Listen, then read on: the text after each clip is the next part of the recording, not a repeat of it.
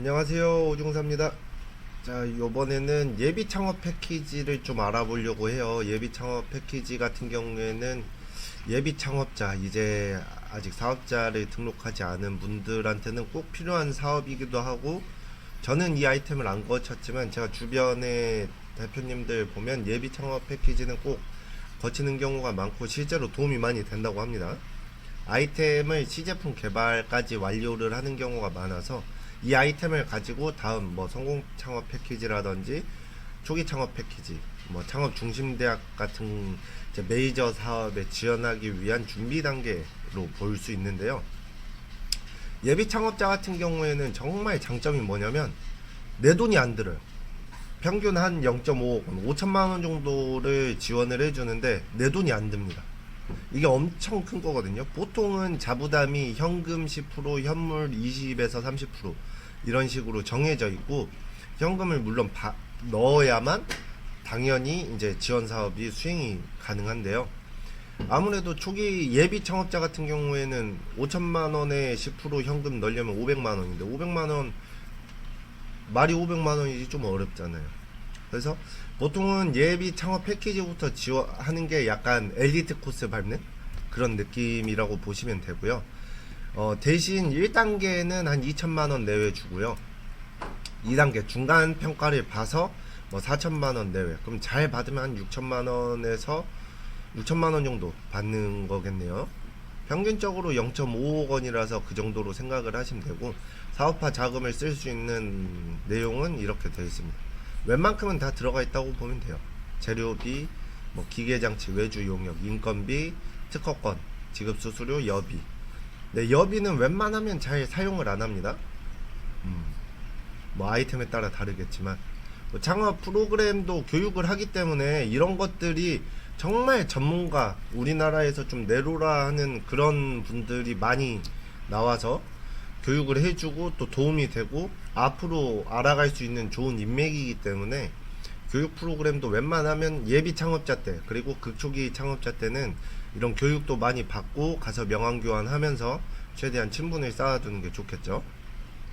신청 자격은 이제 이건 지금 26년도 게 아니고 올해 거 2025년도이기 때문에 2월 17일 기준 사업자나 법인 설립 등기가 없는 자입니다. 그래서 예비 창업자만 되는 거고요.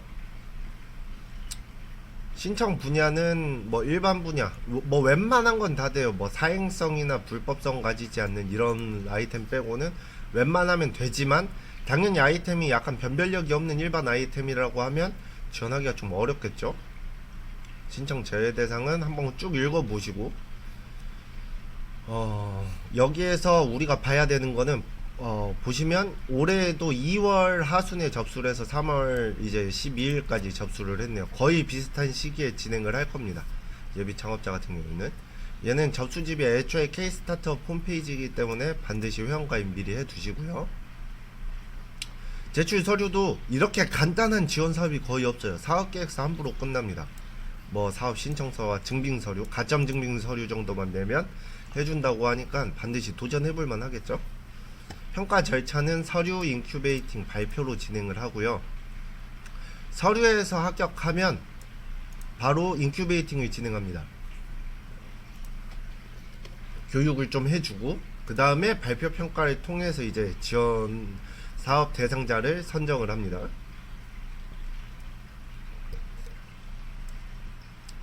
자, 여기서 서류평가 가점 항목도 쭉 보시고, 있다 그러면 웬만하면 다 넣어서 가점을 1점이라도 받는 게 중요해요. 예창피 같은 경우에는 평가를 할 수 있는 게 사업계획서 하나다 보니까 무조건 여기에서 아이템의 변별력을 높이는 것도 있지만 가점을 받고 가는 게 가장 중요합니다.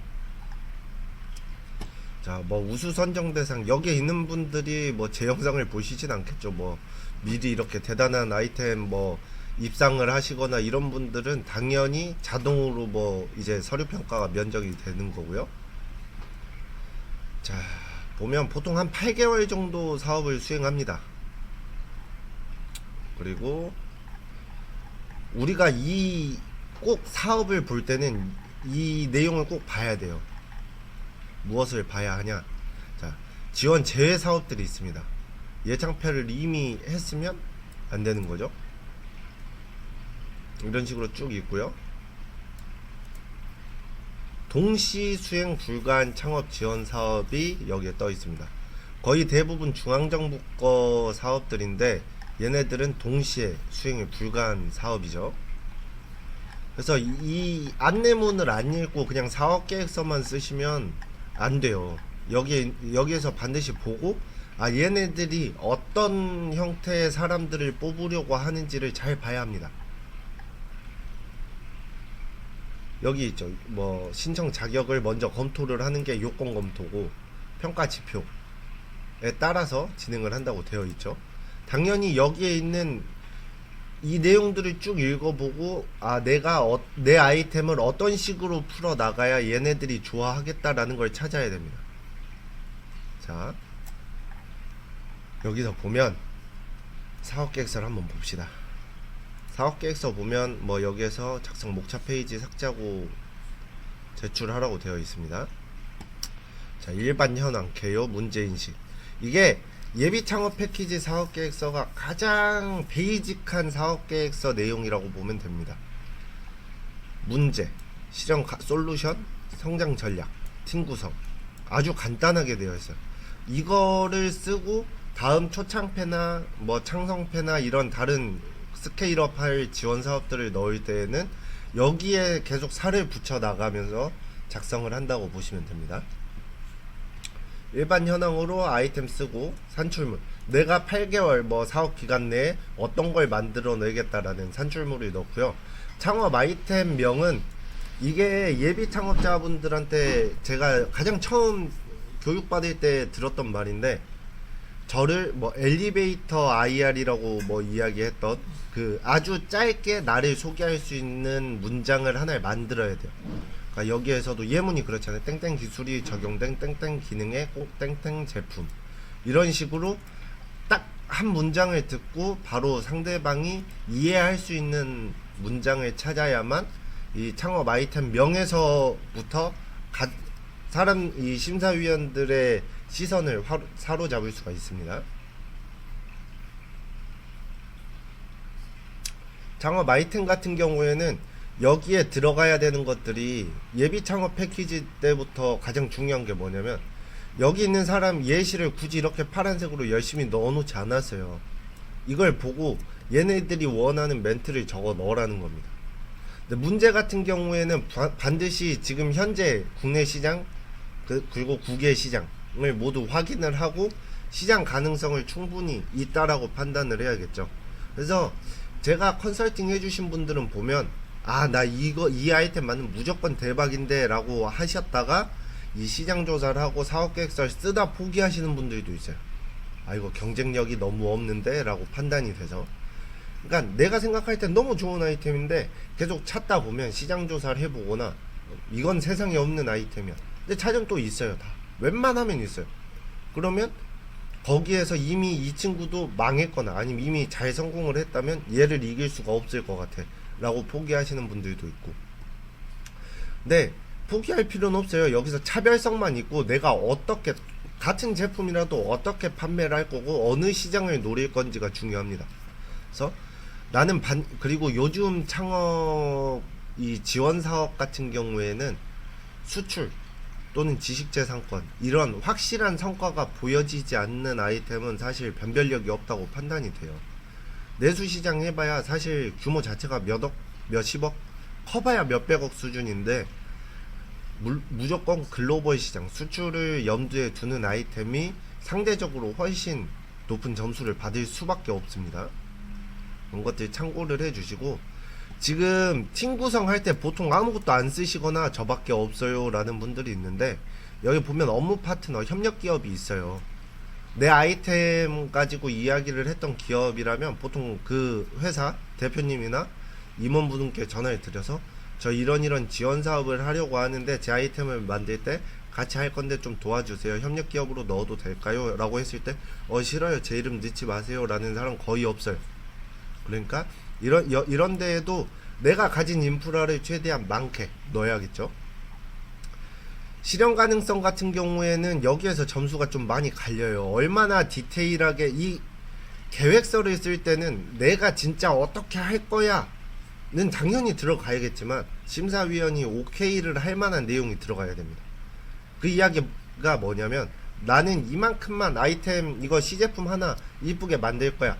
커피 음료수 하나 이거 딱 맛있게 만들어서 이렇게 만들 거야. 이게 끝이 아니고 이걸 만들어서 어느 시장에 판매를 할 건지, 동남아 시장을 할 건지, 일본을 할 건지, 동북아를 할 건지, 유럽 시장을 겨냥할 건지, 이런 식으로 해서 이 아이템을 어떻게 팔고 어떤 식으로 투자 유치를 받고 규모를 키워 나가고 어떤 식으로 아이템이 계속 디벨롭되고 성장을 할 건지를 잘 작성을 해야 됩니다. 그 이야기가 뭐냐면 점점 성장하고 현실적으로 성장 가능한 그림들이 여기에 잘 녹아 있냐, 이걸 작성한 지원자가 얼마나 많이 연구하고 고민하고 작성했는지, 이게 중요한 겁니다.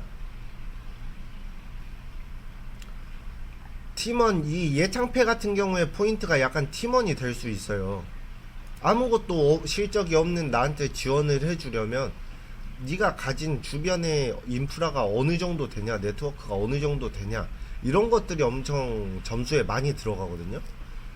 그래서 그런 것들을 체크를 하시려면 여기에 어디 박사님, 뭐 나 학교 다닐 때 교수님 다 집어 넣으세요. 가능한 내 아이템과 연관되어 있는 주변에 최대한 있는 인맥 없는 인맥 끌어들여서 여기에 들어갈 수 있게끔 하고, 실질적으로 고용을 하지 않더라도 내 네트워크 안에 이런 내용들이 있다라고 하면 이 사람이 창업 지원 내가 5천만 원을 지원해 줬을 때 이 아이템을 만들 수 있을 만한 능력이 있구나 라고 평가할 수 있는 엄청 귀중한 자료가 됩니다. 여기도 돼 있잖아요. 팀 구성, 안, 계획입니다. 계획이기 때문에 여기에는 대단한 사람들이 넣어주면 돼요. 그분들이 안 오겠다 하면 어쩔 수 없지만 일단 넣어요. 박사님도 넣고 어디 회사 임원님도 넣고 그런 데서 재직을 했다 이런 분들 넣어서 내가 이런 인프라도 있기 때문에 이 사람들을 만약에 데리고 온다고 하면 내 팀은 이만큼 빵빵해지고 실현 가능성이 높은 사람이 됩니다 라는 걸 할 수 있겠죠. 협력기관 및 협업 방안도 지자체 해당 과 아니면 뭐 지자체에 있는 기관, 관련 기관 다 찾아서 전화 한 통씩 하고, 이거부터 어려워하면 창업하기 힘듭니다.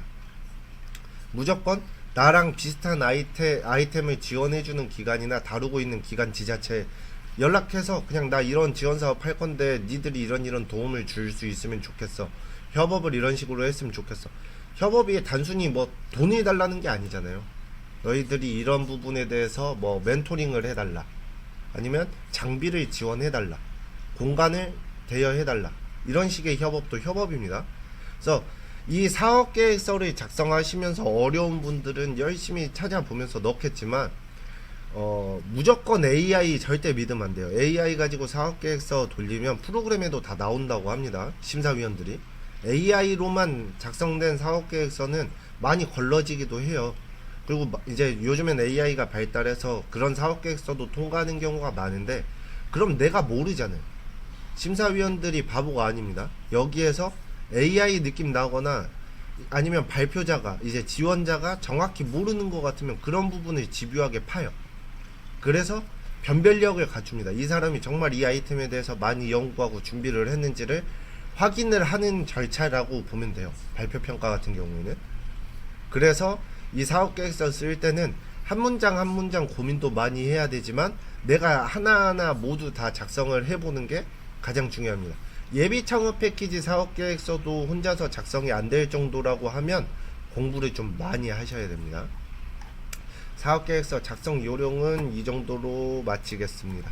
그리고 나머지 지원 사업들도 나머지 공고가 뜰 때마다 쓸 건데, 예비 창업 패키지 이 사업계획서를 먼저 작성을 해보시는 게 도움이 많이 될 거예요. 뭐 초창패나 성창패나 로컬 크리에이터 같은 경우에도 각각의 약간 특화된 문항만 좀 더 들어가 있지 대단히 바뀌진 않습니다.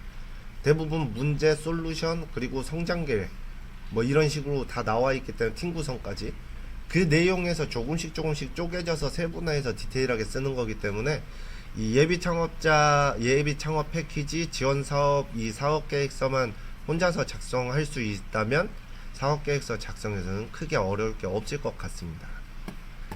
자, 이번 영상은 여기서 마치겠습니다.